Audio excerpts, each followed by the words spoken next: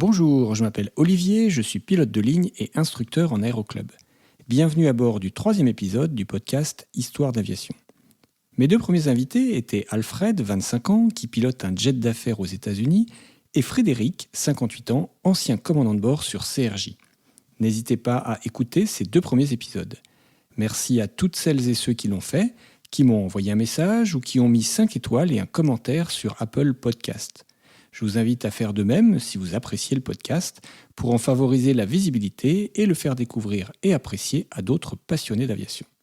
Après ces 2 pilotes professionnels, dans ce 3e épisode, j'ai discuté avec un pilote privé. Alors un peu hors du commun, certes, puisqu'il a plusieurs milliers d'heures de vol, sur monomoteur et bimoteur à piston, sur turboprop et sur jet. Je vous laisse maintenant écouter mon échange avec Jacques, directeur du magazine Aviation et Pilote, qui nous raconte des anecdotes qui valent vraiment le détour. Bonjour Jacques. Bonjour Olivier. Alors ça me fait super plaisir d'être là avec toi. Nous sommes sur l'aérodrome de Logne, dans les locaux d'Aviation et Pilote. On se connaît depuis presque 30 ans. Et il y a 30 ans, quand j'avais 17 ans, j'ai fait un stage pour Aviation et Pilote, mais c'était pas à Logne, c'était rue de Chabrol à Paris. Mais tu m'as fait faire mon baptême de l'air en avion léger, ici même à Logne. Et j'ai fait après mon premier vol aux commandes, 10 ans exactement après, à Logne également. Donc voilà, ça me fait très très plaisir d'être avec toi, que tu sois un des tout premiers invités du podcast Histoire d'aviation. Alors on va commencer par le début. Avant de commencer à parler de ton parcours aéronautique, est-ce que tu peux juste en quelques mots te présenter, quel âge as-tu et que fais-tu dans la vie ? Alors là, c'est facile, je viens de fêter mes 70 ans.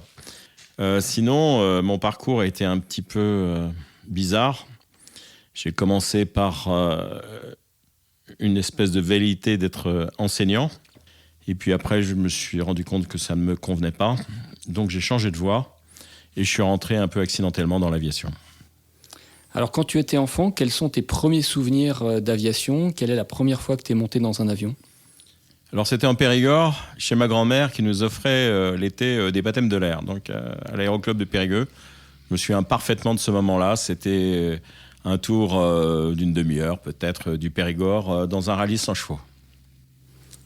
D'accord. Et alors ensuite, quel a été ton souvenir suivant d'aviation ? Comment t'es rentré dans l'aviation quand tu étais adolescent, j'imagine ? Oui, alors un peu accidentellement. J'avais un frère qui me suivait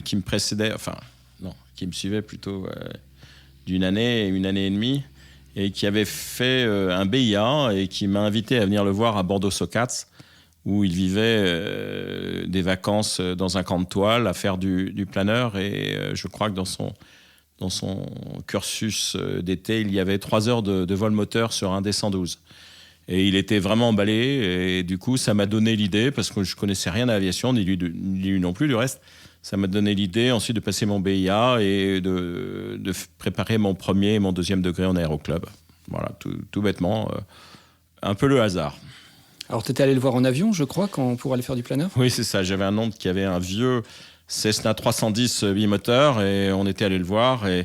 Et même lorsque je faisais de l'avion avec cet oncle, j'avais pas le sentiment que c'était quelque chose pour moi. J'avais l'impression que l'aviation, c'était réservé ou à des pilotes de ligne ou à des gens avec beaucoup d'argent.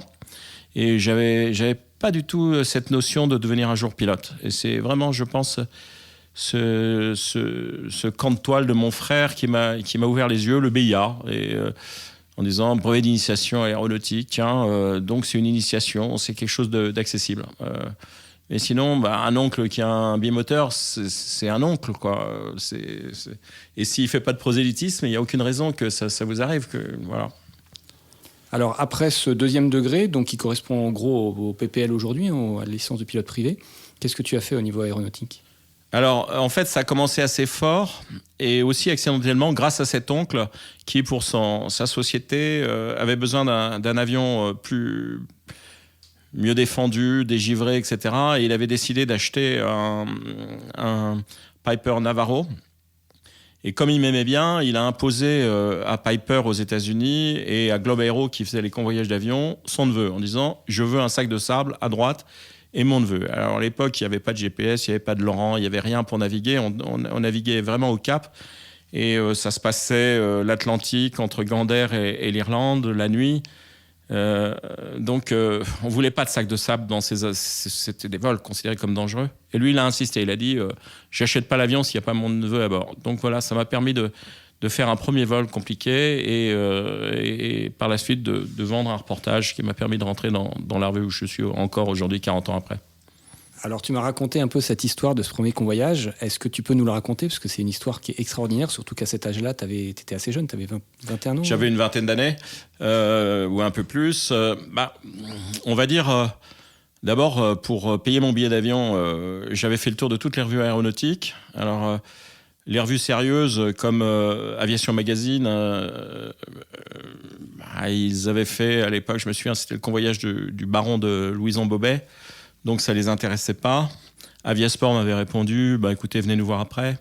Et puis il y avait une petite revue qui s'appelait l'Aéroclub et le pilote privé qui venait de démarrer. Ils m'ont reçu fort sympathiquement. Ils m'ont dit, on va vous apprendre à rédiger un article, on va vous introduire chez Piper. Alors bon, c'était pas très utile dans la mesure quand vous avez un oncle qui achète un avion, l'introduction elle est garantie. Et puis voilà, et ils m'ont dit, revenez, et puis on n'est pas sûr de vraiment vous payer votre article, mais de pouvoir vous le payer, mais en tout cas, on va vous aider. Et donc voilà, j'ai fait mon reportage, et au retour, spontanément, je suis allé voir pour leur donner mon article, et ça m'a permis de rentrer dans la boîte, dans la mesure où il y avait un dessinateur qui s'appelait Francis Bergès, qui est très connu aujourd'hui, puisqu'il a dessiné Bogdani, et il était à l'époque, il travaillait là. Et au bout de 3 mois d'editing, puisque j'ai fait 3 papiers de ce convoyage, il m'a dit, moi je veux m'en aller et eux ils veulent bien de toi. Voilà, c'est comme ça qu'on a switché. Alors tu as fait 3 papiers de ce convoyage, c'est qu'il a dû se passer plein de choses. Raconte-nous, tu arrives aux États-Unis donc par la ligne pour aller chercher l'avion. Oui, alors je suis arrivé en Pennsylvanie puisque l'avion devait être prêt et en Pennsylvanie et il n'était pas prêt finalement, il était encore en peinture. Donc le responsable de l'usine m'a dit, vous n'allez pas rester pendant 8 jours sous la neige. Donc ils m'ont envoyé en Floride sur la ligne journalière qui était faite avec un Piper Aztec. Donc je me suis retrouvé derrière au 5e siège d'un Aztec qui a descendu en VFR toute la côte est américaine. Quand on a eu faim, on s'est arrêté en Caroline du Nord, je crois, pour dîner. C'était juste hallucinant pour moi, qui faisait du Cessna 112, quoi. Donc, tout d'un coup, je me retrouvais dans un bimoteur la nuit.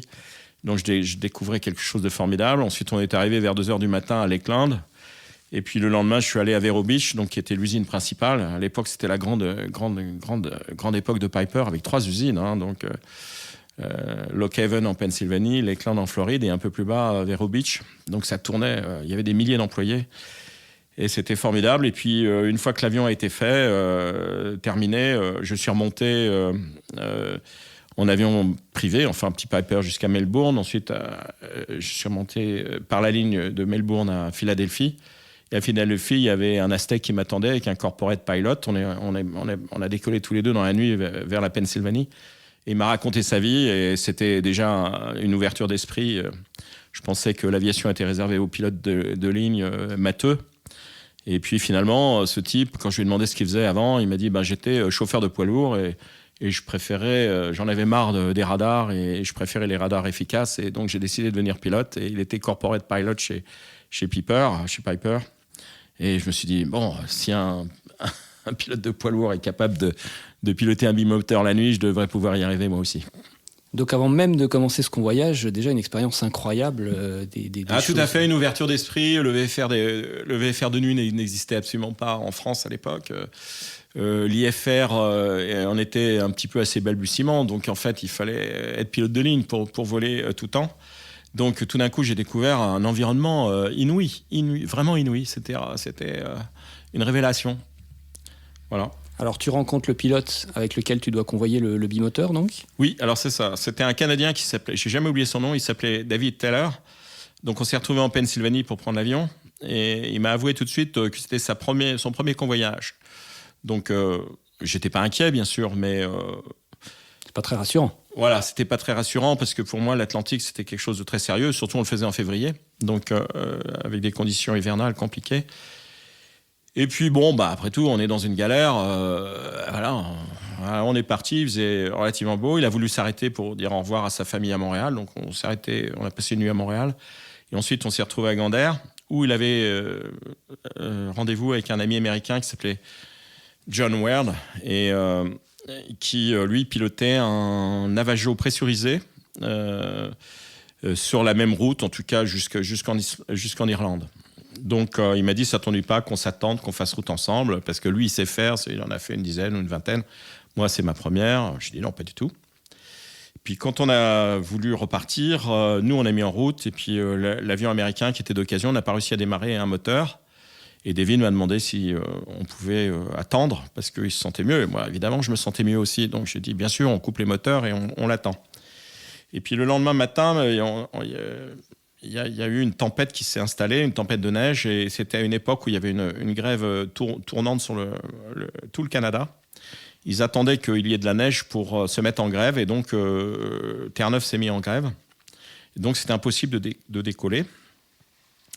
Alors, on s'est réfugié dans un hôtel. Et puis, au bout de 2-3 jours, on commençait à être à court de cash. À l'époque, moi, je n'avais pas de carte de crédit, donc j'avais vraiment un petit pécule. Donc, on a partagé une chambre à 3. On est devenus amis. Et puis, le jour où la météo s'est améliorée, on a décidé de forcer le barrage des grévistes et de monter à l'aéroport. Et une fois à l'aéroport, on a dit au contrôleur, écoutez, on va dégager la piste avec les hélices de nos 2 avions. Alors là, il faut savoir que, si tu veux, les pistes de Gander sont très longues. Elles doivent faire 3 km. Hein. Ça servait au départ des avions américains, des bombardiers pendant la Deuxième Guerre mondiale. Elles sont très, très grandes. Alors, on a fait une bonne trace avec nos hélices. Et une fois fait, on est parti. Mais avant de partir, il y a eu un truc bizarre qui s'est passé. C'était l'Américain, quand on refaisait les pleins, a dit « Et pourquoi, David, toi, tu as un passager, pourquoi tu as Jacques et pourquoi moi, je n'aurais pas Jacques ?» Alors, cette question était intéressante parce que moi, j'étais un petit peu inquiet de partir avec un débutant. D'un autre côté, notre avion était neuf. De l'autre côté, il y avait un type, Fred, était très expérimenté.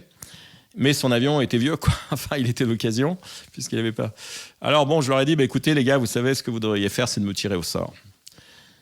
Et ils étaient d'accord, donc ils ont sorti une pièce de un quart, un quart de dollar, là, à 25 cents, un quarter, voilà, c'est ça. Et c'est Fred qui a gagné. Donc l'avion le plus ancien, mais le pilote expérimenté. Exactement, donc j'ai changé d'avion. On a décollé. Alors, le jour où j'aurai le temps, je retrouverai cette cassette parce que j'ai enregistré tout le vol et je te la donnerai. Hein. Ça pourrait faire un petit sujet intéressant. Absolument. Parce qu'il y a beaucoup de bruit, etc. Le décollage dans la neige, des vitesses, on est obligé de tirer. Donc, alors, pour savoir, dans mon Navajo pressurisé, il y avait en cabine 1000 litres. Il y avait 5 bidons de 200 litres donc, qui étaient entassés les uns sur les autres. Et finalement, on s'est mis en l'air et on est passé au-dessus du mauvais temps. Et puis, une fois en croisière, on a découvert qu'il y avait un problème technique. Quand on passait sur les réservoirs supplémentaires, les moteurs s'arrêtaient. Donc, c'était embêtant. C'était embêtant. Puis j'entendais mon Américain, je l'ai encore...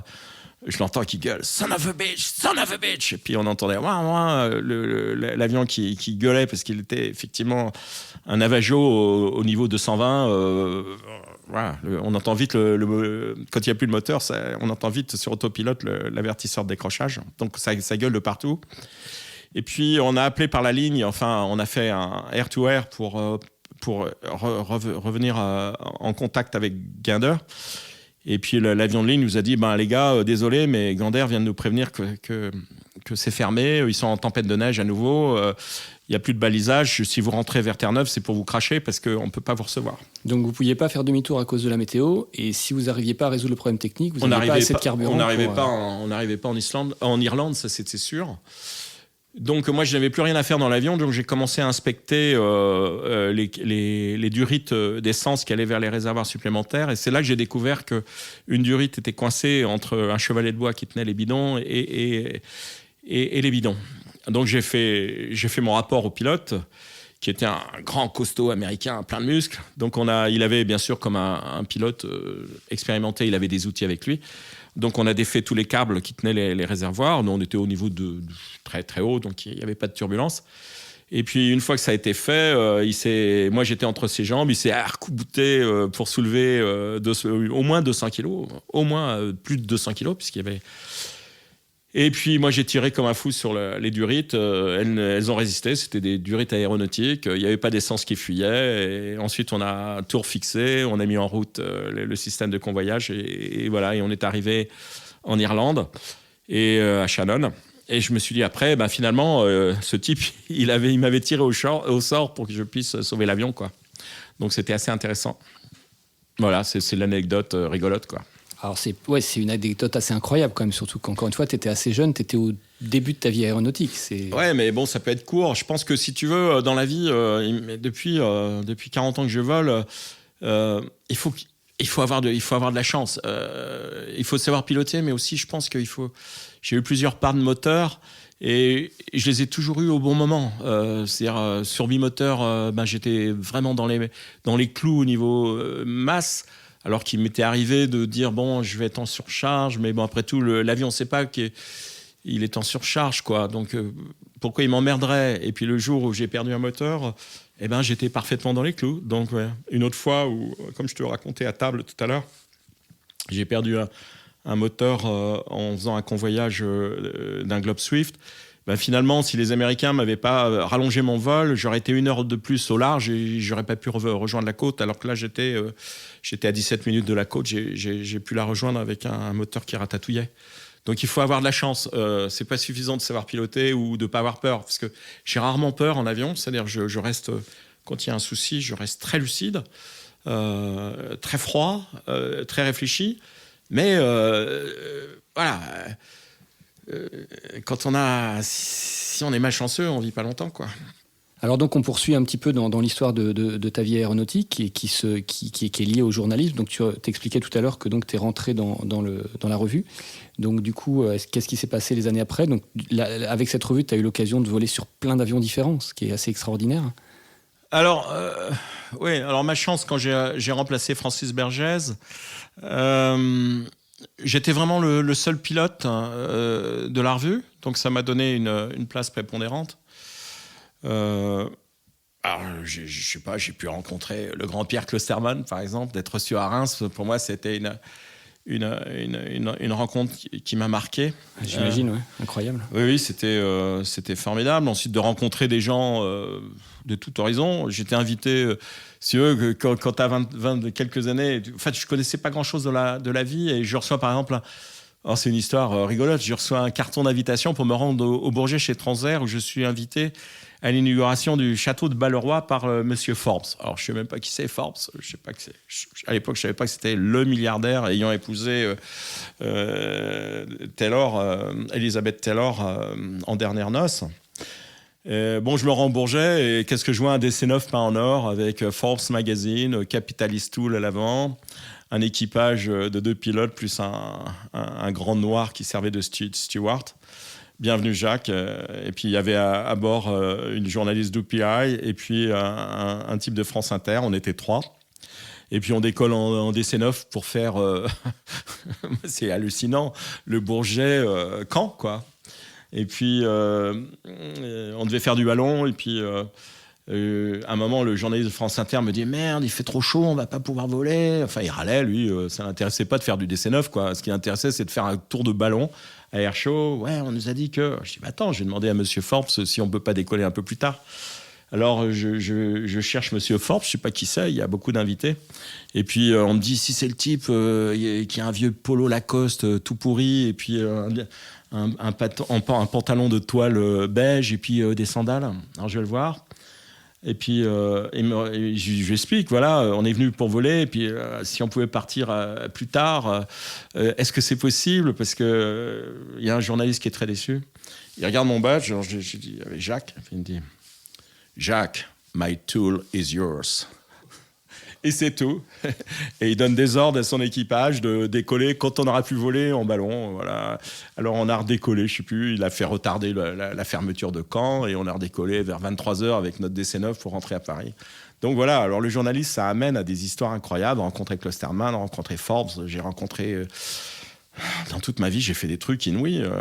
Je pourrais écrire un bouquin le jour où j'aurai le courage, ou en plusieurs tomes du reste, parce que je sais pas, j'ai fait un convoyage avec les gens de chez Dassault. J'ai emmené un Falcon 7X sur Little Rock. Ils m'ont fait voler au niveau 510. Donc, j'ai vu ce que c'était que de voler très, très haut, parce qu'il y a très peu de gens qui montent au niveau 510. Et j'ai vu ce que c'était aussi de monter avec un Falcon au niveau 510. C'est-à-dire, entre le 480 et le 510, ça ressemble à une montée dans un robin l'été à 4 personnes par 30 degrés, c'est-à-dire 300, 400 pieds minutes. Et puis, on fait un petit palier, on remonte, etc. Donc, oui, c'est vrai que ma vie a été tout à fait extraordinaire.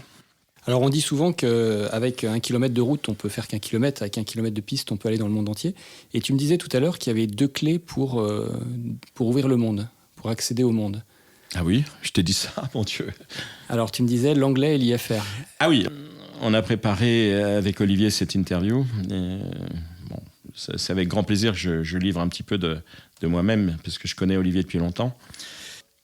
Ce qu'on dit depuis toujours, et ce que j'ai découvert assez jeune, c'est que l'anglais est vraiment une des portes pour visiter le monde, et enfin, une porte qui vous ouvre sur le monde. Alors moi, j'étais moyennement bon en anglais, et quand j'étais jeune, j'ai eu la chance, parce que mon père travaillait aux États-Unis, qu'un de ses amis m'offre un canapé pendant 8 jours, le temps que je trouve un boulot d'été, un summer job aux États-Unis.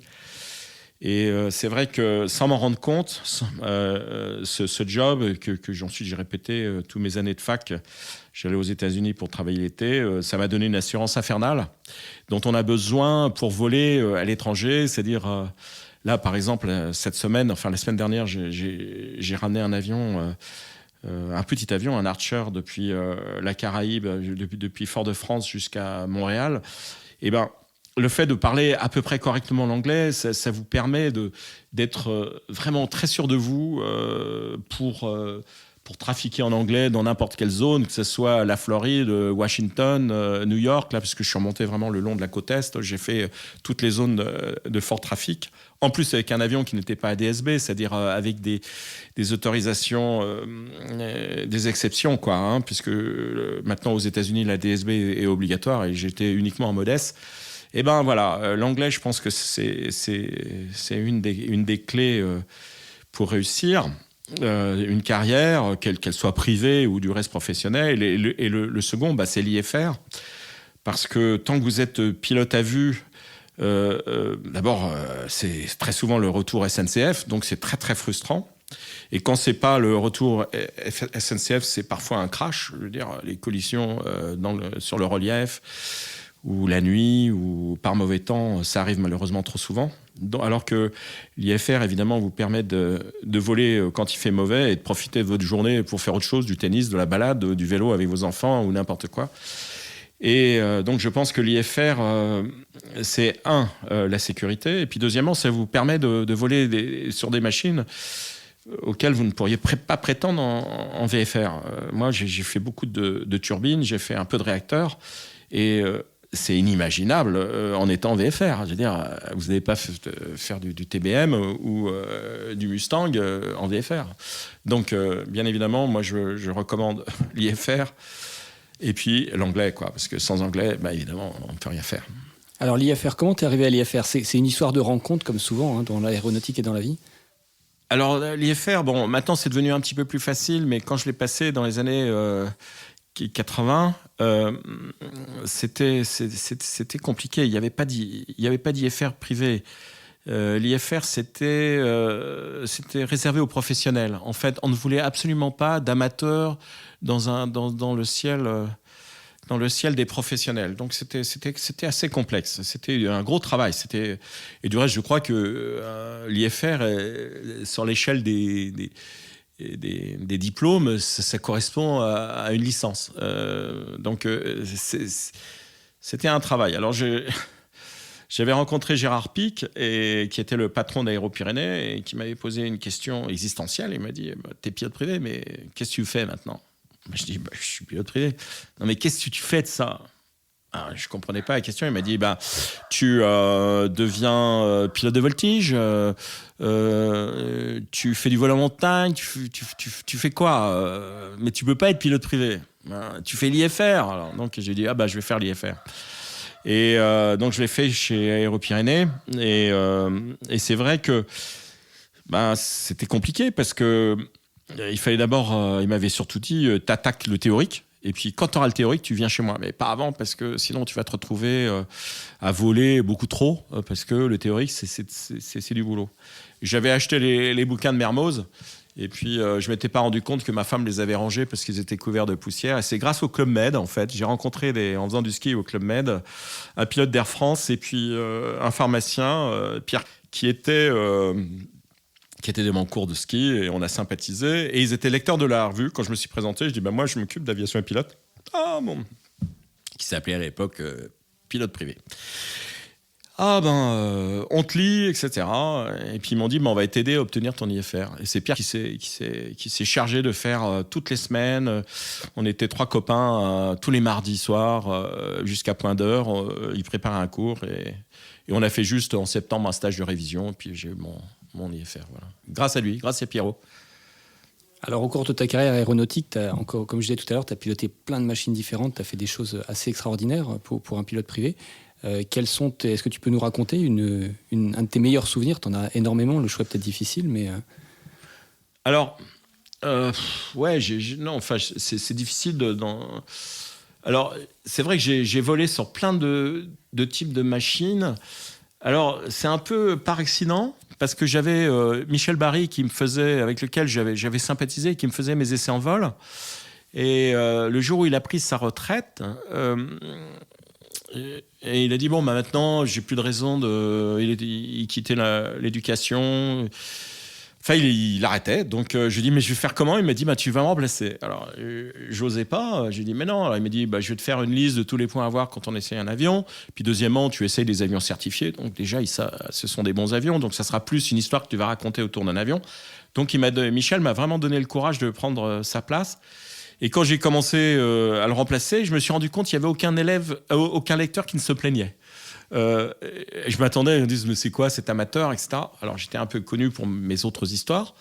Et puis là j'ai vu que non, finalement, je me souviens par exemple d'Henri Bardin, qui était le vendeur de France Aviation à l'époque, qui un jour me dit c'est marrant, je viens de vendre un Cessna 182 turbo neuf G1000.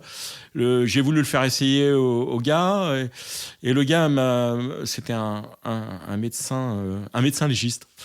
Et le type m'a dit oh non j'ai lu l'article de Caille et il t'a cité textuellement ta conclusion, ça lui suffisait pour acheter l'avion. Donc je me suis rendu compte que les lecteurs ils aimaient bien mon analyse finalement assez moyenne. Si tu veux plaire au plus grand nombre, il faut pas être élitiste. Et je le suis pas, je me mets dans le groupe. Alors ça m'a donné effectivement des opportunités. Alors une très forte dont je me souviens, c'est le jour où Cessna a voulu me faire voler. C'est la première fois que je volais en jet et que j'essaye le CJ1 monopilote. Et il voulait démontrer qu'un pilote IFR de 1000 heures de vol était capable de se débrouiller tout seul avec un CJ1. Je crois que je me rappelle de cet article parce que moi j'étais encore pilote privé à l'époque et je me suis dit mais quelle chance il a Jacques de piloter un jet et moi j'en piloterai sans doute jamais. Je te laisse poursuivre. Oui, alors c'est exactement ça qui s'est passé. Je suis arrivé à Toussus et là je m'en souviens très bien. Ils m'ont fait, alors c'était pas des avioniques aussi faciles que le G1000, mais on arrivait quand même à une avionique Honeywell assez moderne et assez assistée. Donc on a fait, on va dire, 1 heure et demie de briefing avec sur groupe de parc. Donc on avait accès à l'électricité, à toute l'avionique. Et puis au bout d'1 heure, on a décidé de faire une boucle sur Jersey. Et le type a mis ses pieds vraiment le long du siège. Il m'a dit à toi. Alors évidemment, il y avait un directeur de vol, il y avait un autopilote, il y avait pas mal de choses qui m'aidaient. Mais je me suis rendu compte que j'étais capable de gérer tout seul, de faire une boucle jusqu'à Jersey, de revenir, et puis de me poser sur une piste de 1,1 km avec, il y avait un ABS, il y avait tout pour... voilà, et c'était la démonstration. Et c'était quelque chose d'assez fort. Alors ensuite, j'ai eu l'occasion de voler aussi bien sur... Alors si, il y a un truc que j'avais pas, c'était mon brevet ULM. J'avais fait beaucoup d'ULM dans les années 80. Et puis on a eu, je ne sais pas si les anciens s'en souviennent, mais on a eu notre machine qui s'est crashée après qu'on l'ait revendue. On avait un Maestro. Et malheureusement, ou heureusement peut-être pour nous, mais ça fait quand même de morts. Heureusement, le constructeur avait besoin d'une machine en urgence et il est venu me voir en disant est-ce que tu veux nous revendre le Maestro et dans 3 mois, je te livre un Maestro neuf pour le même prix que celui auquel je te rachète. Je me souviens, il nous l'avait racheté 50 000 francs de l'époque et il nous livrait une machine neuve pour 50 000 francs. Et la machine a été repeinte aux couleurs d'Hôtel d'Ibis, je crois. Elle a fait les championnats de France et plus tard, en septembre, elle s'est crashée.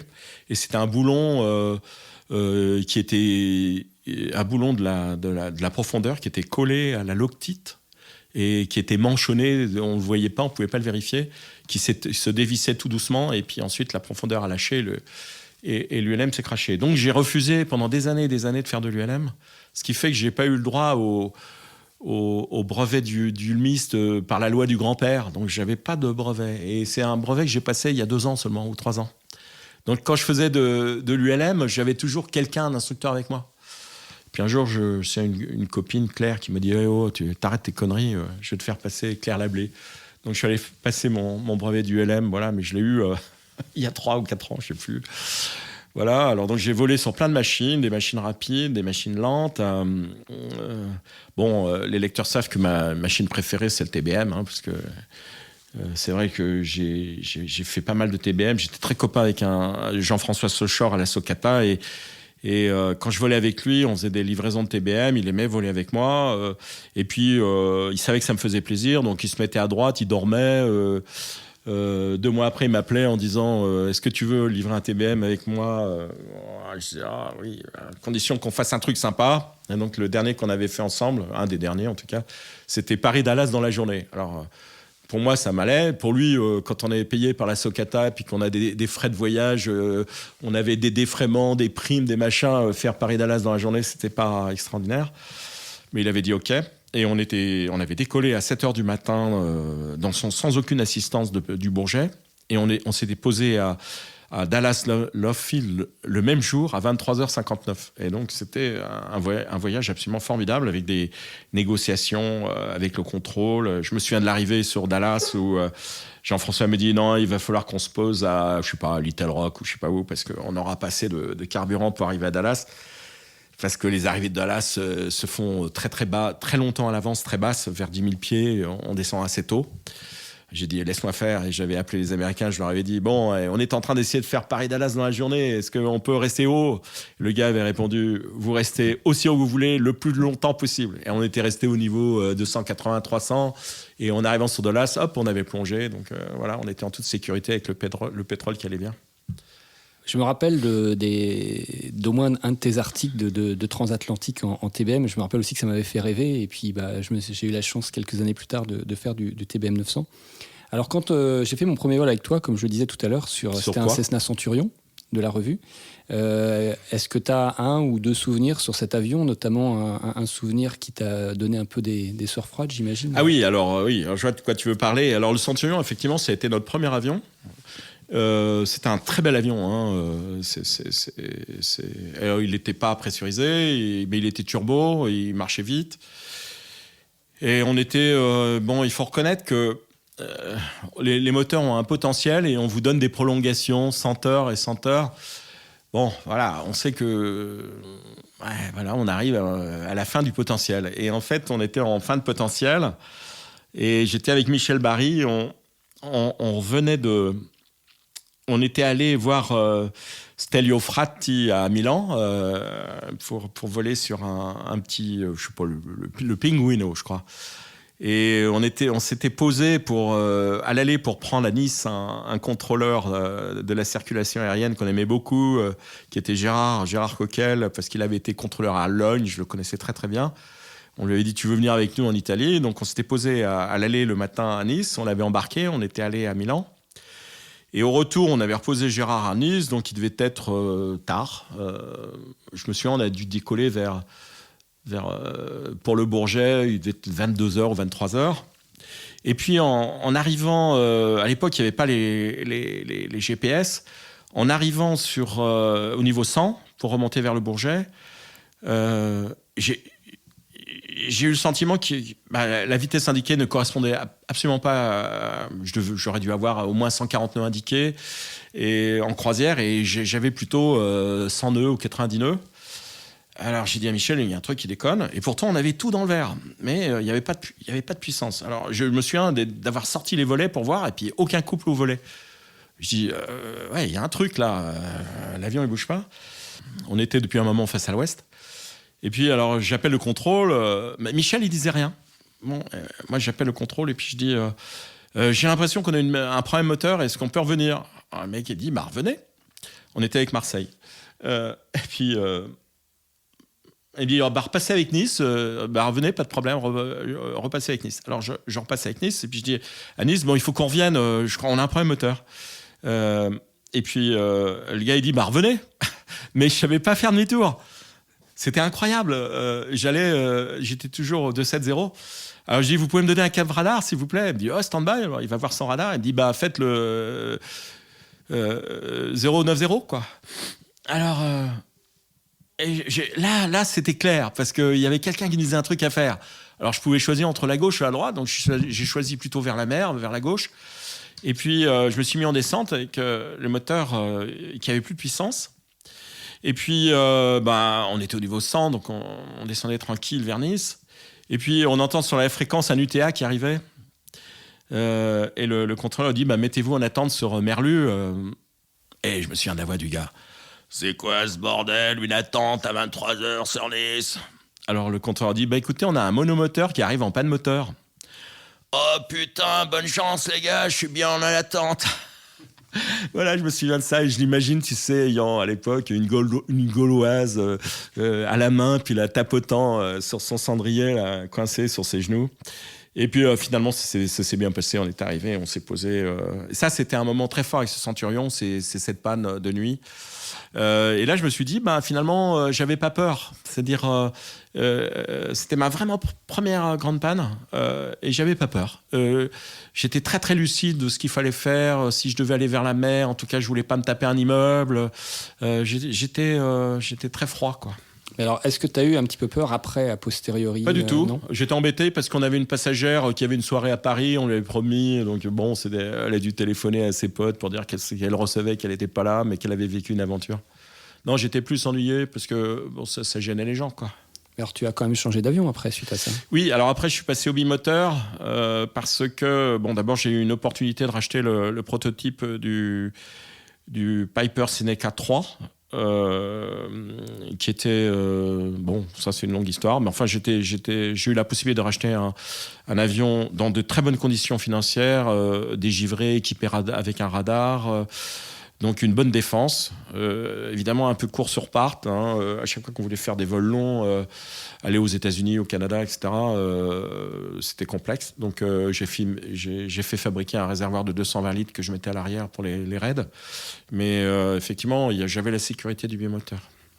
Alors sur ce Seneca, j'imagine plein de beaux souvenirs de vol aussi. Est-ce qu'il y en a un qui te revient, un truc assez particulier, assez sympa à raconter? Alors, positif, je sais pas. On n'a pas fait de très, très grands... Ah, si. Oui, je veux dire, on n'a pas fait de très grands vols. Si, je suis monté quand même me poser... j'ai fait des vols moyens. Je suis allé à Tozeur, j'ai fait l'Europe, j'ai fait des trucs comme ça. Mais par contre, j'ai fait un truc assez extraordinaire. On avait un client qui avait organisé un raid pour des Américains. Il les emmenait à Resolute Bay et après, il montait à Eureka pour survoler à l'époque le pôle magnétique qui était assez bas. Maintenant, il est un peu haut, mais il était par 74 nord. Donc, et la base polaire d'Eureka était à 80 nord. Donc, il avait monté tout un bins financier. Donc, il prenait un max d'argent à des Américains très riches. Et puis, il est monté à Resolute Bay, donc qui est la base des expéditions arctiques. Et puis après, il avait réussi à faire ouvrir Eureka. Et alors, évidemment, il s'est retrouvé très embarrassé parce qu'il n'y avait personne pour l'emmener à Resolute Bay. On pouvait arriver par la ligne. Il y avait une fois par semaine un 737 qui montait là-haut. Alors, il y a une piste en gravel, en latérite, enfin en terre. ou enneigé, quand elle est enneigée, mais souvent déneigée. Et puis, et après, il savait pas monter à Eureka. Et il y avait quand même... alors, il était très embarrassé. Et puis, il a dit, bon, il y en a un qui est fou, c'est Jacques. Si je lui donne rendez-vous pour qu'il vienne me chercher à Resolute Bay pour qu'il monte à Eureka, il est capable de dire oui. Donc, il m'a appelé en disant, voilà le deal, t'as un beau reportage à faire, c'est aller survoler le pôle magnétique. Et les conditions, c'est je te paye tes frais, ton essence, et je mets de l'essence pour toi à Old Beach, qui est sur la route après Iqaluit. Et puis tu viens me chercher tel jour, telle heure, et puis tu m'emmènes à Eureka. Alors j'ai dit OK. Donc 48 heures ou 112 heures avant l'heure dite, j'ai quitté Paris. Donc alors j'ai mis mon réservoir de traversée. Donc bon, t'es censé être sous laissez-passer, mais bon, après, du côté canadien, on fait ce qu'on veut un peu. Donc, j'ai fait très vite Reykjavik, Iqaluit. À Iqaluit, Old Beach, où l'essence m'attendait. À Old Beach, Eureka. Et je me retrouve tout seul à Eureka. Avec le gars, bien sûr, Robert. Et puis... je dis, qu'est-ce qui se passe? Ils sont où tes avions? Il me dit, ils osent pas venir. Il y a du mauvais temps. Ils sont tous à Yellowknife, bloqués. Ils osent pas passer. Je dis, mais moi, je suis passé. J'ai la même perturbation, quoi. Elle est très peu givrante. Je suis monté au niveau 200 dans la partie difficile. Mais sinon, ça passe bien. Il me dit, tu peux les prendre au téléphone? Alors, j'appelle Yellowknife. Et j'entends des mecs, je dis, j'arrive de France, moi, je suis passé sans problème. Non, ça givre à peine. Ah bon. Elle me dit, en tout cas, moi, je suis là pour vous attendre. Hein. Et on a vu arriver dans les 3 heures qui suivaient des King Air, des avions pressurisés de partout, des avions à turbine de partout. Et en fait, c'était des gens de la Californie ou de la Floride. Ils voyaient pas les nuages. Et le fait de monter au nord, ils avaient peur, tout bêtement. Et le fait que je suis arrivé... Puis alors après, on a survolé le lendemain le pôle magnétique. Alors c'est déjà très intéressant parce qu'il n'y a plus rien qui marche, quoi. On marche au soleil, les plateaux de route, il faut les recaler tout le temps. On n'a plus de nord. Et je me souviens, quand je suis arrivé à Resolute Bay, alors c'est un grand souvenir... bien sûr, il fallait plus regarder le compas, parce que le compas est fou. Et donc, j'étais en train de faire ma percée, et je faisais mon éloignement pour attraper mon ILS, et puis j'aurais dû voir, je ne sais pas, nord, et mon compas marqué sud. Mais vraiment, c'était le cap inverse. Et alors, je regarde, j'ai un vertige, et puis je dis, je mets ma main sur le compas en disant, je ne dois pas regarder ça. Ouais, c'est trop perturbant, sinon. Ah oui, absolument. Il fallait pratiquement le masquer. Je le masque, et puis mon ILS, il marchait bien sûr. Donc, hop, je fais ma percée, je perce les nuages, et puis je vois la piste. Mais oui, ça, c'est des souvenirs. Ouais. Mais j'en ai eu tellement, je m'en souviens plus. Heureusement que tu me rappelles ça. C'était le survol du pôle magnétique. Alors, j'ai voulu le refaire depuis. Et puis malheureusement, le pôle magnétique, il est monté. Il s'est barré. Il est presque au pôle Nord. Il est à 2-3 degrés du pôle Nord. Alors, on n'a plus assez d'essence. Tu ne peux plus aller à Eureka, aller au pôle, revenir. Non, c'est plus possible. Je voulais le faire avec un ami, le Mounet, et puis on a dit, non, c'est fini, mais le pôle est trop haut maintenant. Le pôle magnétique est trop haut, on ne peut plus le survoler. Autant aller faire le pôle Nord. Alors, tu parlais tout à l'heure de givrage. Je crois que tu as aussi un souvenir marquant de givrage avec le Seneca. Oui, alors ça, c'était... oui, c'est un truc... bon, alors, j'en avais conclu que le Seneca portait bien la glace. Je me suis fait avoir de nuit. J'avais une petite pertu de rien du tout à traverser, mais elle devait faire, je sais pas, 50 nautiques, 100 nautiques. Et puis, une petite heure de vol, et puis c'était la nuit. Et tout d'un coup, j'étais réveillé par un boom. Et en fait, c'était une prise statique extérieure qui s'était bouchée, et puis j'avais un réservoir qui s'était comprimé, et une tôle, c'était un réservoir de traversée, une tôle avait été rentrée, donc ça avait pété comme un coup de pistolet. Et là, quand j'avais regardé dehors avec ma lampe de poche, j'avais vu que j'avais de la glace partout, et puis tellement l'avion était coincé que les dégivreurs ne servaient plus à rien. Ça n'arrivait pas à péter la glace, c'était trop tard. Donc j'ai fait sur mon GBS GoTo, et je me souviens, c'était Wabush. Je me suis posé à Wabush, j'ai prévenu le contrôle, j'étais en descente vers Wabush à cause d'un givrage intense. Et une fois au sol, c'était incroyable. Il y avait une double peau. L'avion avait une double peau de glace. On a sorti un nez entier, on a sorti des cônes d'hélice, on a pris des balais, on a cassé la dérive arrière. On aurait pu... L'image qui m'était... Puisque j'avais été étudiant, j'avais travaillé dans les fermes aux États-Unis où on faisait des parties le soir avec des poubelles pleines de glace dans lesquelles il y avait des bières, du coca, etc. Je m'étais dit, on a assez de glace pour faire une partie, remplir une poubelle et faire une partie. Voilà. Oui, c'était...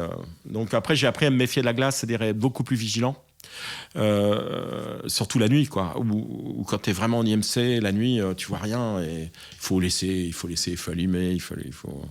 Si les strobes dérangent parce que on a plein d'éclats, ça veut dire quand même qu'il peut se passer des trucs, quoi. Voilà, c'est vrai que tu disais tout à l'heure que l'IFR privé, ça permet de faire énormément de choses. C'est vrai que la grosse limite, c'est qu'on est sur des avions qui, quand même, dégivrent beaucoup moins bien que des avions plus gros. Donc voilà, faut Oui, toi, tu fais de la ligne, c'est un peu différent. Alors, moi, je veux pas dire que les avions légers... par exemple, le Mounet qu'on a, il est FIKI. Hein, il est Flight into Non-Icing, c'est-à-dire on peut partir quand il y a... Alors, mais il faut être quand même vigilant. C'est-à-dire, avant d'attaquer la condition de givrande, il faut mettre le dégivreur en route, sachant qu'on a toujours tendance à le faire au dernier moment, parce que moi, j'ai 6 gallons d'eau de TKS. C'est pas beaucoup, quoi. En givrage simple, j'ai 2 heures. Et en givrage intensif, un peu plus d'une demi-heure, 45 minutes. Donc, ça veut dire qu'on a envie de mettre le dégivreur au dernier moment pour essayer.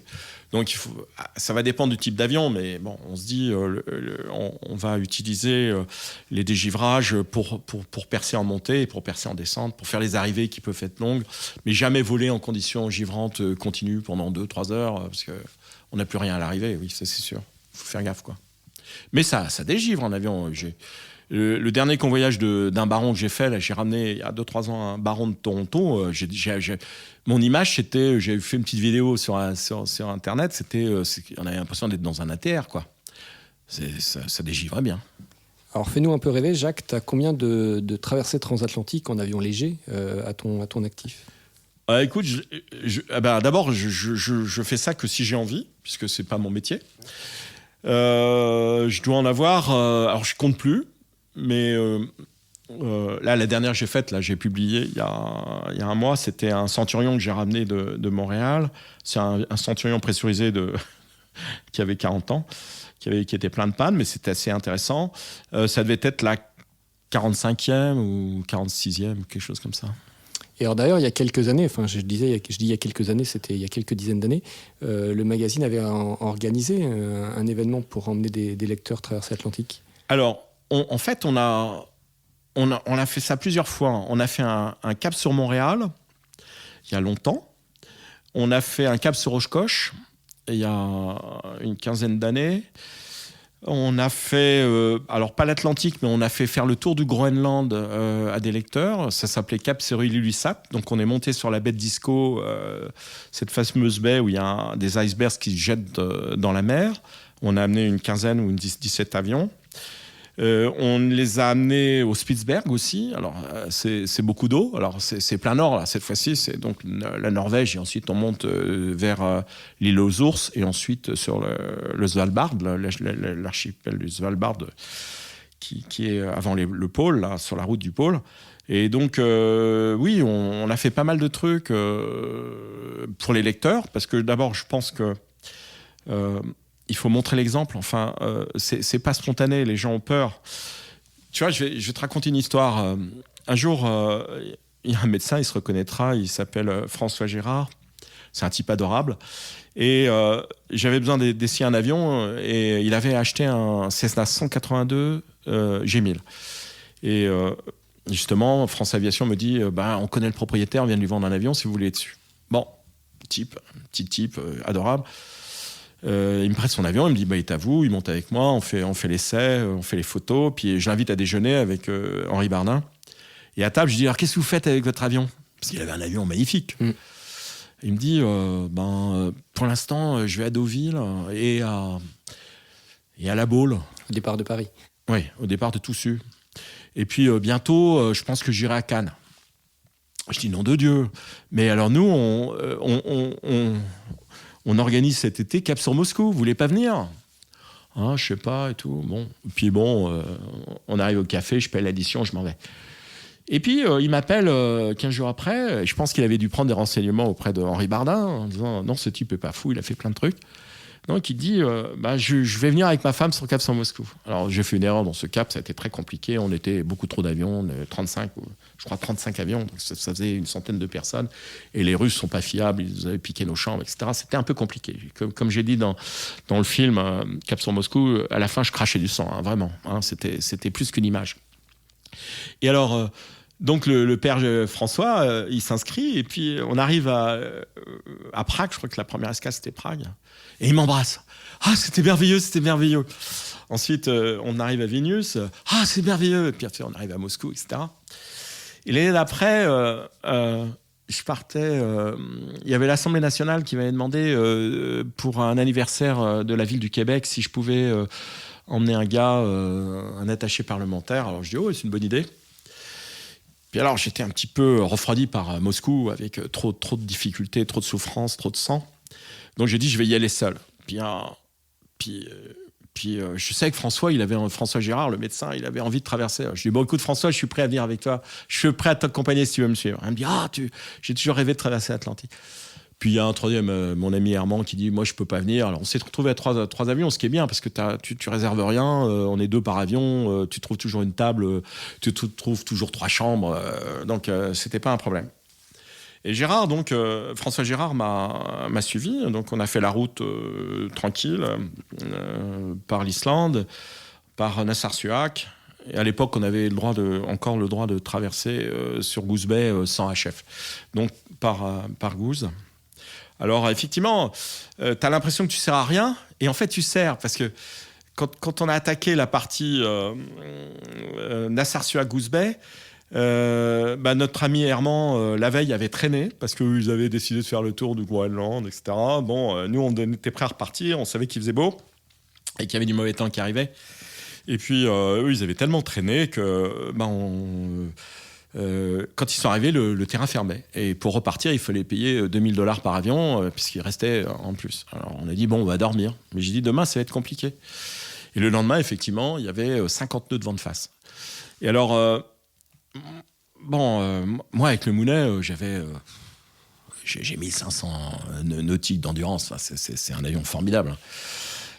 Avec un Cessna 182, c'est un peu compliqué. Donc, un peu plus. Donc on part, et puis François me dit, oh là là, je ne vais jamais le faire. Alors, il faut savoir que dans ces coins-là, il n'y a pas de radar. Donc, tu es en IFR, on t'a donné le niveau 100, mais tu peux être au 180 comme au... Bon, tu fais un peu ce que... Je ne devrais pas dire ça devant un micro, mais c'est un peu ça, quoi. Quand il n'y a pas de radar. Donc, on faisait pratiquement de l'IFR en formation. Alors, je dis, écoute, je vais monter pour voir comment sont les vents. Puis, c'était pas mieux en haut. Alors, je dis, je vais descendre pour voir comment sont les vents. Et je descends même à 3000 pieds. Puis, c'était pas mieux. On avait toujours 50 nœuds. Alors, je lui dis, écoute, de toute façon, François, si tu fais demi-tour, je fais demi-tour avec toi. Je reste avec toi, je suis solidaire. Bon. Alors, puis à un moment, on dit, j'y arrive pas à Goose Bay. Alors, je lui dis, écoute, comment t'es réglé ? Il avait pris son régime tellement économique, il s'était mis, mais il consommait rien, mais il avançait plus. Alors je lui dis, si je comprends bien, tu recules, quoi. On dit, comment ça ? Je dis, oui, tu t'es réglé, tu recules. Si tu as 50 nœuds de vent et que tu te mets à 60 nœuds, là, tu marches plus qu'à 10 nœuds. Alors je dis, écoute, il faut que tu te serves de ton G1000 avec ton cercle d'endurance jusqu'à ce que tu trouves le bon réglage pour épauler le vent, comme en bateau, quoi. Alors, au bout d'un moment, il me dit, c'est bon, je fais le Labrador. C'est bon, je fais Goose Bay. C'est bon, je fais...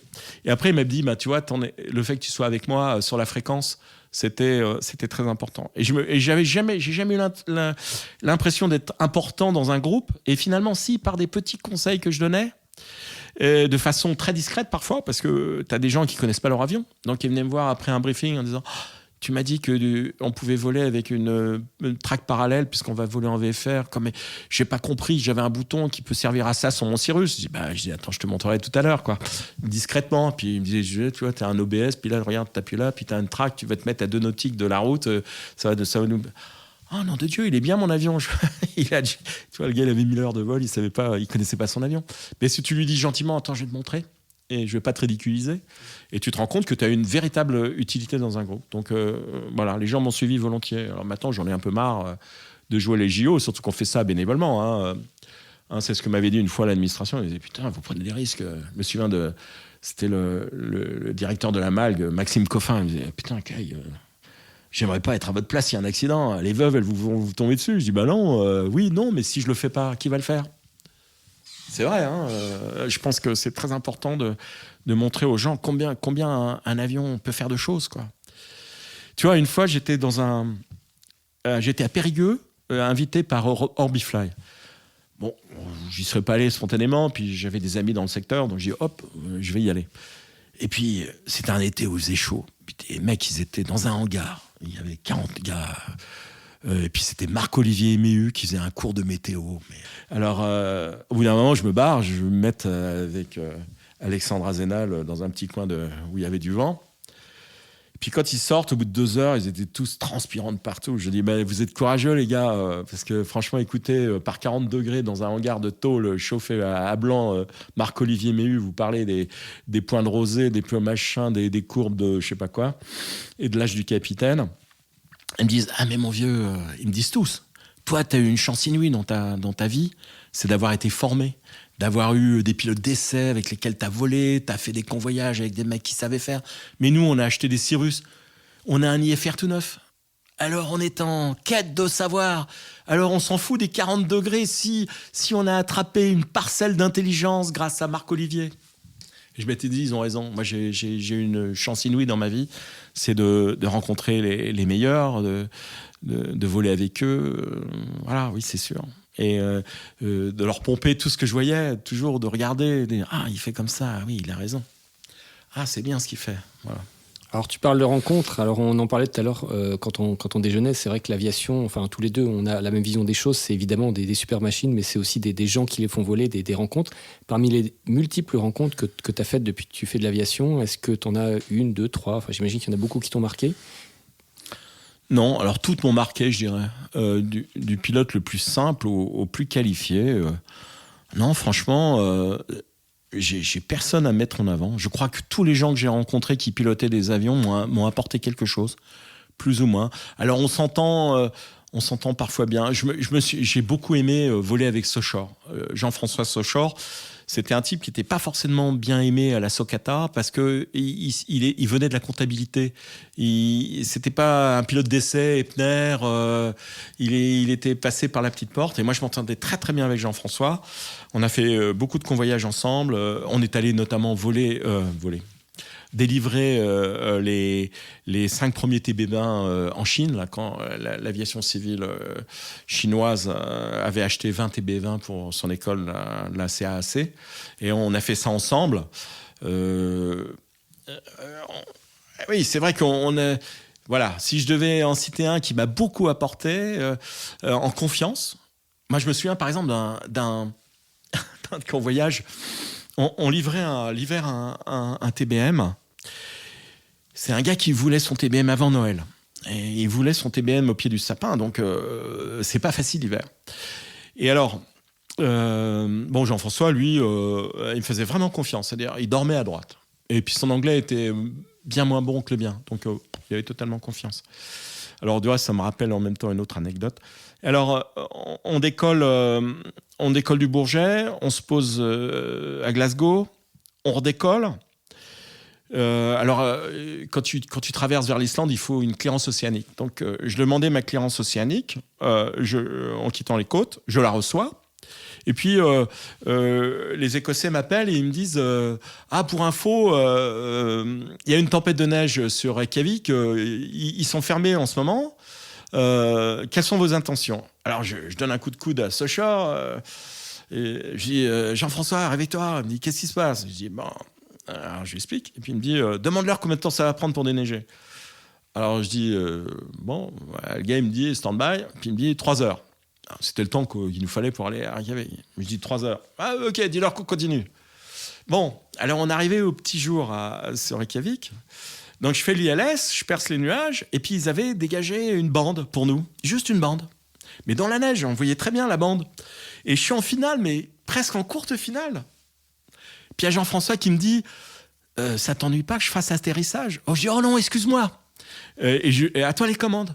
Mais avec ce type, il donnait une telle confiance que je me posais pas une question. C'est-à-dire, je me posais sur piste vraiment enneigée, avec une bande qui devait faire 10 mètres de large, avec un chasse-neige qui s'était poussé sur le côté, et on avait 1000 mètres pour s'arrêter, quoi. Et j'allais me poser. Alors, je lui rends les commandes, il fait un superbe atterrissage, nickel, il freine doucement, coup de reverse, tout doucement. On s'arrête, le contrôle nous dit, ne bougez plus. Et il y a le chasse-neige qui se met devant nous, et on suit le chasse-neige avec ses grandes gerbes qui partaient sur le côté. Et puis, on va jusqu'au FBO, qui s'appelait, maintenant, je ne sais plus comment il s'appelle, Ace Aviation, mais maintenant, autrefois, il s'appelait Reykjavik Air Service. Et on va jusque-là, et puis après, je me suis dit, il m'a tellement bien formé que je ne me posais pas une question sur la difficulté de se poser sur une piste complètement enneigée, avec, sans balisage, sans rien, voilà. Donc, voilà. Et une autre fois, avec Jean-François... oui, alors ça, c'est une autre histoire. On faisait un convoyage sur les États-Unis. Et puis, j'ai pas compris ce que me disait le contrôle. J'ai compris qu'il me disait « Soyez level off, 15 nautiques après telle balise. » Bon. Et puis, alors, je descendais pas parce que j'avais tout le temps. Ou 25 nautiques. Et puis, à un moment, il dit « Vous êtes sûr que vous serez à niveau 15 nautiques avant ?» Je dis « Nom de Dieu !» Puis, c'était de nuit. Alors, je réveille Jean-François, je lui dis « Dis-moi, je me suis trompé, ce qu'a dit le contrôle, il faut qu'on soit à niveau 100 à tant de nautique. » Alors, il regarde le DME et il dit « C'est bon, dis-leur que c'est OK. » Il prend les commandes et il m'a fait de nuit une descente d'urgence à 8000 pieds minute, tu sais.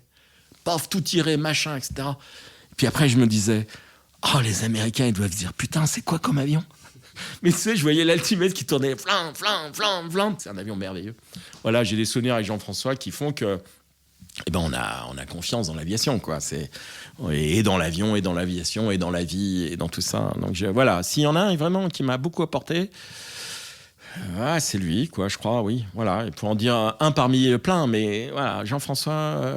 Ça devait être une belle expérience, ça, cette descente, des descentes d'urgence. On en fait au CIMU, nous, les pros, quand on fait du CIMU. Mais c'est vrai que j'en ai fait une en vrai quand j'ai fait ma formation sur TBM, justement sur le TBM. Et c'est vrai que c'est chouette. Oui, alors t'imagines de nuit, en vrai. Et puis surtout, t'imagines le spectacle que tu te donnes. Tu imagines le gars derrière son radar, il va pas y arriver. Il doit se demander ce qui se passe. Ouais. Et puis s'il y arrive, il est... voilà. Oui. Non, c'est vrai que les hommes qui ont... Il y a plein de... j'ai fait plein de rencontres extraordinaires, mais bon, voilà. Une qui m'a vraiment marqué, qui a duré plein d'années, c'est Jean-François. Vraiment, c'était un type que j'aimais beaucoup. Tu parlais tout à l'heure de chance. Tu m'avais raconté une histoire où la chance a joué son rôle au-dessus de l'Écosse. Tu étais en IFR il y a relativement longtemps. Ah oui. Alors oui, j'ai un triste privilège ou un heureux privilège puisque je suis vivant. Je suis le gars qui a fait... c'est ça dont tu veux parler ? Ouais. Je suis le type qui a fait changer la phraséologie aéronautique. Il y a une quinzaine d'années, on disait encore « descend to 2000 feet » ou « 3000 feet ». Et maintenant, on dit « descend 3000 feet ». On ne dit plus le tout. On ne dit plus le tout. Alors, voilà ce qui s'est passé. Je rentrais... c'était une période où il y avait... l'Europe était vraiment couverte de cunards toute la journée. Et il y avait vraiment des lignes dangereuses. Alors, je m'étais dit... Je rentrais d'Islande et je m'étais dit, je vais arriver de nuit. Il faut que j'arrive à Paris de nuit pour être tranquille et pas me taper du cunard, du mauvais temps, etc. Tu avais quoi comme avion ? Seneca.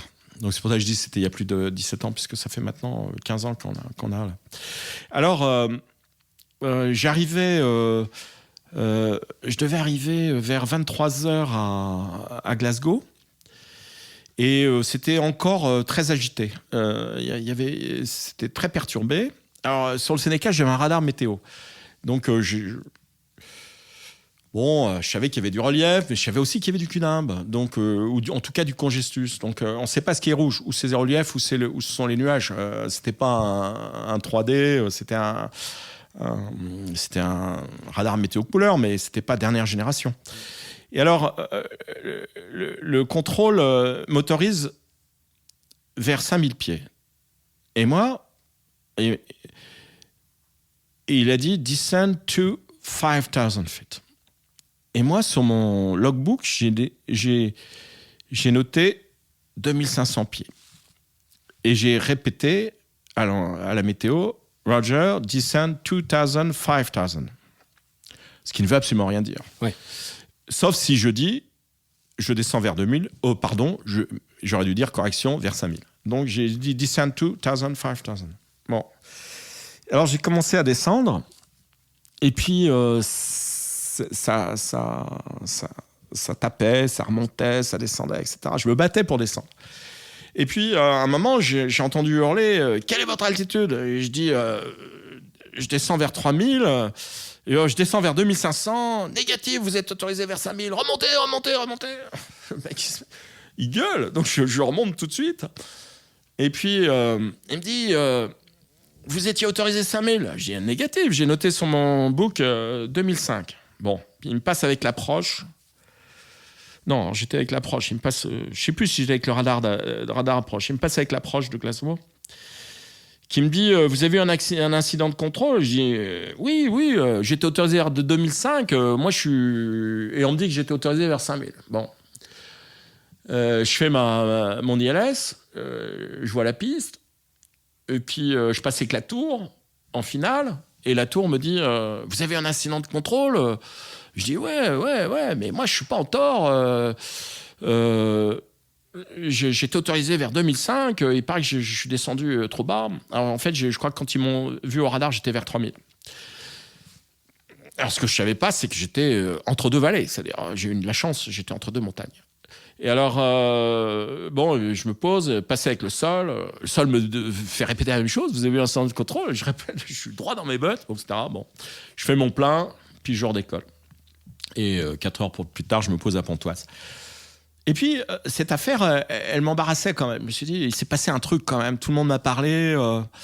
Donc, j'appelle mon ami, collègue Yann Seeger, qui édite le magazine Flyer Magazine, avec lequel on a des accords, un partenariat. Et puis, je dis, écoute Yann, j'ai eu un problème. Est-ce que, voilà, c'était tel jour, telle heure à Glasgow, sur l'approche. Est-ce que tu peux m'en dire plus ? Il dit, je te rappellerai quand j'en saurai. Et puis il me rappelle 8 jours après, il me dit « Ah putain, ton truc, c'est en train de tourner partout, les enregistrements à l'OACI, autant en entendra parler, pas parler, parce que c'est moi qui te raconte. Alors en fait, quand t'es arrivé, il y avait un stagiaire qui était au micro, et puis le leader, le chef de car était allé aux toilettes, donc il l'avait laissé seul quand tu approchais. Et en fait, tu as répondu 2000, 5000. Descend 2000, 5000. Et c'est pas, tu vois, tu as dit après à la radio, tu es sûr de toi, parce que tu le répètes 5 fois à tout le monde, 2500, mais tu as dit 2000, 5000. Alors, on en a conclu que le 2 t'avait perturbé, et c'était devenu un 2, 2000, 5000, et que tu avais donné 2500. Donc, ils sont en train d'envisager d'abandonner le tout Théo à cause de toi, ou grâce à toi, peu importe. Et alors, deuxièmement, tu as eu de la chance parce que tu es descendu dans la vallée, alors que toi, tu pensais te taper des nuages. Et moi, je suis descendu dans la vallée. Et troisième point, quand un gars arrive seul d'un long voyage, de nuit, fatigué, on le surveille de près. Et ce qui n'avait pas été fait ce soir-là, il y avait un pilote, un contrôleur stagiaire qui était au micro. Oui, alors ça, c'est un souvenir important. Et je pense que de temps en temps, il faut toujours avoir de la chance, bien sûr, mais il faut éviter de trop tirer dessus. Mais il est important que les planètes soient bien alignées, c'est-à-dire d'avoir une bonne étoile, quoi. Parce que ce jour-là, si j'avais été décalé de 5000 à gauche ou 3000 à droite, je me tapais le relief, quoi. En plus, bon, c'est vrai que quand tu as une MSA, j'aurais dû dire de moi-même, je ne dois pas descendre en dessous de 5000 pieds, l'altitude de sécurité, je suis en dessous. Mais tu crois dans ton contrôle, quoi. Enfin, tu sais, ça me rappelle une histoire avec le Centurion où je rentrais de Corse. Et il faisait grand beau. Et donc j'arrivais, et à un moment, le contrôleur me dit tournez à droite, tel cap, descendez vers 6000 pieds ou 4000 pieds. Alors, réflexe, j'obéis. Puis je voyais la côte du côté du Castellet, tu vois, la montagne du Castellet, j'allais droit dessus, quoi. Alors, je dis au contrôleur de Marseille, vous êtes sûr que c'est pour mon avion, la descente à droite vers 6000 ou 4000 stand-by. Oh non, remontez 10 000 pieds, tournez à gauche, etc. Je dis, j'aurai une directe sur Marseille. Il me dit, vous aurez ce que vous voudrez. C'était drôle. J'en ai pas fait une histoire parce que tout le monde peut se tromper. Mais ce jour-là, j'avais reçu un mauvais ordre. Et par chance, j'étais en vol à vue de nuit avec un superbe clair de lune et je voyais parfaitement ce qui se passait devant. Et le contrôleur m'avait confondu deux échos, quoi. Alors toi qui as, encore une fois, beaucoup d'expérience comme pilote... Je dirais pas ça, parce que c'est des expériences différentes. Parce que c'est vrai, alors parce que souvent je discute avec des lecteurs, ils me posent des questions, notamment sur les traversées. Ça m'est arrivé, un gars il posait des questions assez intelligentes, puis à un moment je lui dis, mais vous... Qu'est-ce que vous faites dans la vie ? Elle me dit, moi je suis capitaine 777. Je dis, mais pourquoi vous m'emmerdez ? Pourquoi vous emmerdez à me poser des questions ? Elle me dit, mais mon vieux, mais ton aviation et la mienne, c'est pas du tout la même chose. Moi, Nassar-Suac, ou quand j'ai lu Suac, je connais ça en éventuel dégagement, si je perds un moteur, peut-être un jour, etc. Mais je veux traverser là avec mon petit 182 et c'est pour ça que je veux tout savoir. Oui, alors je dirais que j'ai une expérience, mais quand même très relative, parce que je suis pas super entraîné comme vous autres, là, les pilotes, vous faites des trucs, vous êtes coaché tout le temps, et puis on vous tape sur les doigts si c'est pas bien, alors que moi je suis souvent seul, quoi. Alors on va dire que tu as une expérience confortable pour un pilote privé. Quel conseil tu donnerais à un pilote privé, notamment un jeune, mais ou moins jeune, qui est en début de formation ou qui n'a pas beaucoup d'expérience ? Moi, je dirais déjà voler le plus souvent possible avec les autres. Ça, morpionner. Moi, j'ai morpionné dès le début, quand j'ai commencé dans les années 73 à l'Aéroclub de l'Aigle. Il y avait un type qui s'appelait... je ne sais plus comment. Mais qui mettait toujours sur le tableau quand il faisait un vol. Pascal Philippard. Et il mettait, Pascal Philippard prend le Robin ou le Vasmer tel jour pour un aller-retour chez Robin ou je sais pas où. Et une place à bord. On payait rien. On montait avec lui. C'était juste un type gentil. Et décollage tout à l'heure, retour tout à l'heure. Et moi, si j'avais le temps, je séchais un cours de fac et puis j'allais voler avec lui et je me mettais à ses côtés et j'absorbais tout ce qu'il faisait, ses contacts radio, la manière dont il avait préparé sa nave. Je regardais, je demandais pas à piloter du tout. J'étais sac de sable, mais pas du tout passif. J'enregistrais, j'absorbais, voilà. Donc ça, je dirais, dès que vous pouvez voler, je comprends pas un gars qui va pas monter s'il y a une place. Une fois, j'avais un King 90, je partais pour Dinard. Et il y a deux jeunes qui viennent me voir, me disent, il est beau votre avion. Je dis, c'est pas mon avion. Vous allez où ? Je dis, je vais à Dinard. Vous revenez quand ? Je dis, je reviens demain. Ah non, nous, ou après-demain. Nous, non, mais on peut pas, il faudra qu'on revienne. Je dis, vous reviendrez en train, vous aurez fait du King. Ah ouais, mais c'est compliqué. Il m'avait déçu, quoi, parce que. C'est pas tous les jours qu'on propose une balade. Alors que moi, j'ai toujours proposé tout le temps. Moi, mon voisin, un jour, il a voulu me voir. Il me dit, il faut que je déjeune avec toi. Il me dit, voilà, t'as fait voler mon fils, maintenant je suis dans la merde. Parce que j'ai 4 fils, il veut devenir pilote, j'ai 4 fils, je peux pas les aider tous, il faut que je les aide tous à part égale. Donc il va falloir maintenant que tu m'aides à trouver le meilleur plan pour qu'ils deviennent pilotes.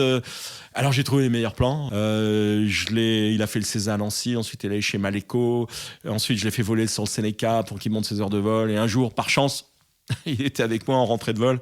Et j'ai un copain qui m'a appelé de Guyane et qui m'a dit je cherche un pilote. Et comment expérimenter ? Oui, évidemment.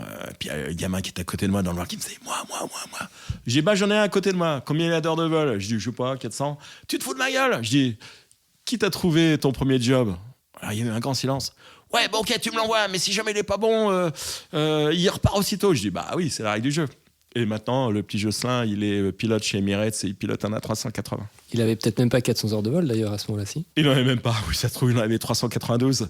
Mais bon, bref, et il a fait sa carrière en commençant à faire de l'orpailleur sur Cessna 206. Ensuite, il est rentré chez Air Guyane.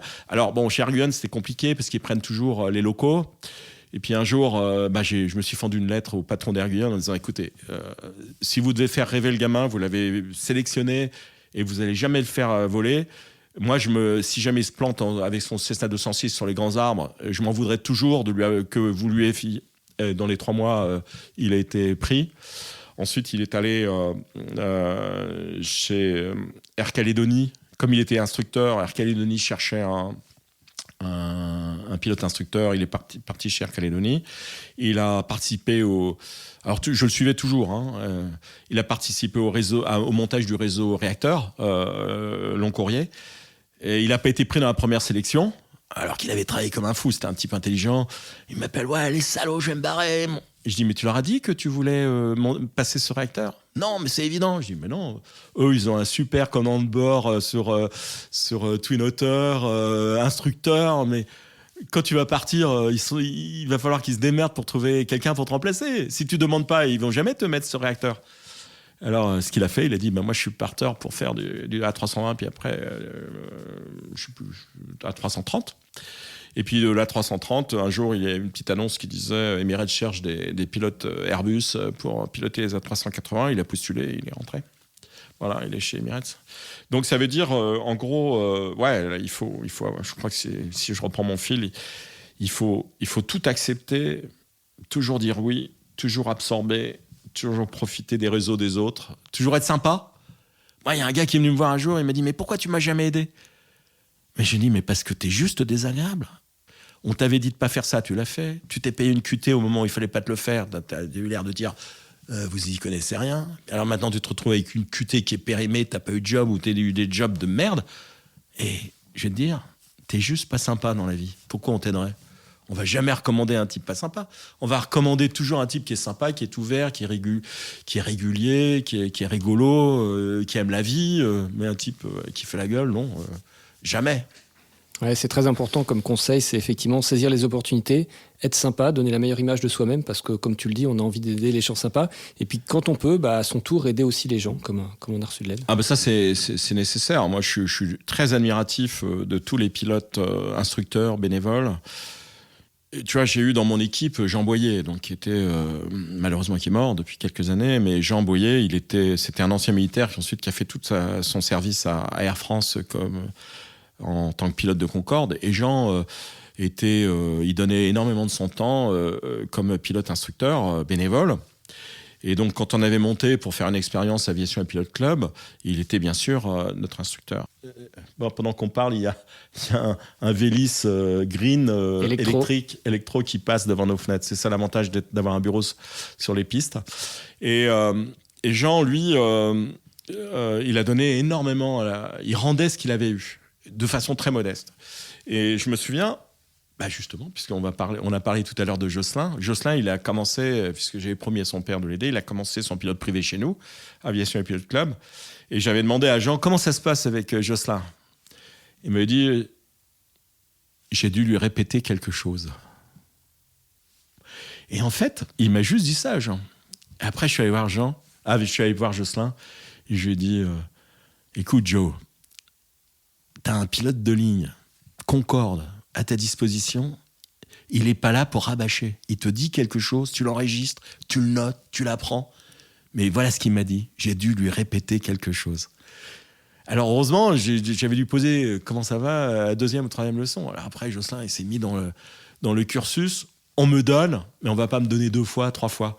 Et voilà, il a avancé ensuite à toute allure. Donc je pense, oui, effectivement, il faut donner. Moi, j'ai jamais voulu être instructeur parce que justement, j'avais pas la patience, je suis pas très pédagogue, je m'énerve assez vite, je voudrais que les gens comprennent tout de suite. Mais voilà, il faut pas non plus que ce soit l'inverse. Un instructeur, il est là pour donner, mais pas rabâcher, quoi. Non, il faut vraiment faire des efforts. Je crois que c'est un partage. Mais donner, oui, donner, c'est rendre, donner, absolument. Tu as tout à fait raison.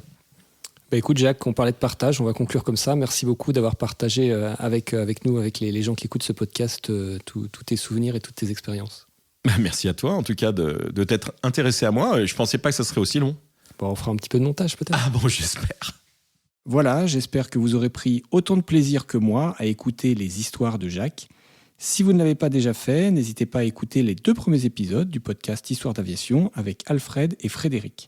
Et pensez à vous abonner sur votre appli de podcast préféré.